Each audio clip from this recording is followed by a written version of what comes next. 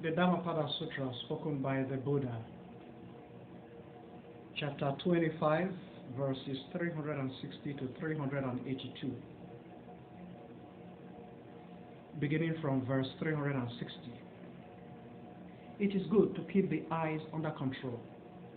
Likewise, it is good to keep the ears under control. It is good to keep the nose under control. Again, similarly, it is good to keep the tongue under control. Verse 361. It is good to keep the flesh under control. Likewise, it is good to keep words and verbal expression under control. It is good to keep the inner being or the soul under control. Again, similarly, it is good to keep all things under control. The bhikkhu, the monk or the nun, who keeps all things under control is released from distress. Verse 362.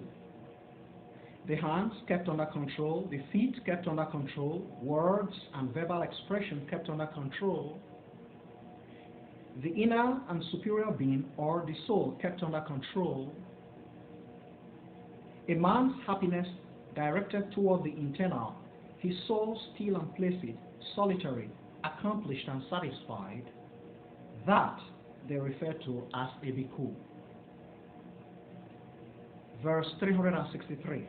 A monk or a nun, a bhikkhu, who keeps his or her tongue under control, cites witty and sagely proverbs, is tranquil, and explains in vivid details the writings as well as the soul. His or her words are pleasant to digest. Verse 364. Happy with the doctrine, pleased with the doctrine, and reflecting on the doctrine. The monk or nun, a bhikkhu, who is mindful of the doctrine, does not stray or depart from the doctrine. Verse 365. A man should not look down upon what he has obtained or achieved, and he should not dwell feeling dissatisfied at the affluence or success of human beings. A monk or nun or bhikkhu who feels dissatisfied at the affluence or success of people does not attain serenity and poise in his or her soul when practicing concentration. Verse 366. If a monk or nun, a bhikkhu, does not underestimate his or her achievements, even if his or her achievements are small and hardly significant, the devas, that is the demigods, surely extol him or her. For he or she is holy. He or she lives holy and is quite resolved. Verse 367. One who has no close association with any concept or material, who does not sorrow for material things that have no real being. That is he referred to as bhikkhu. Verse 368. The monk or nun or bhikkhu who dwells with abundant friendly feelings, with absolute confidence in the teachings or faith of the Buddha, he or she will arrive at the haven of perfect peace, the contentment of calming the activities of the soul. Verse 369. Monk, nun, empty the canoe. Empty the canoe. Empty and free, it will move smoothly and easily for you. Extirpating craving and hatred, you will arrive consequently at nirvana, perfect peace. Verse 370. Extirpate the 5 base shackles. Renounce the 5 shackles that linger. Then go, cultivate the 5 powers. The monk or bhikkhu who has gone beyond the 5 shackles is described as gone across the overflow. Gone across the overflow. The great overflow of water. Verse 371. Concentrate, monk. Concentrate, nun. Don't be inattentive. Don't be rash. Don't allow your soul to delight in the flesh. You don't want to ingest that rounded metal mass for being inattentive, for being rash. You don't want to be consumed in grief, engulfed in flames, yelling and yelping.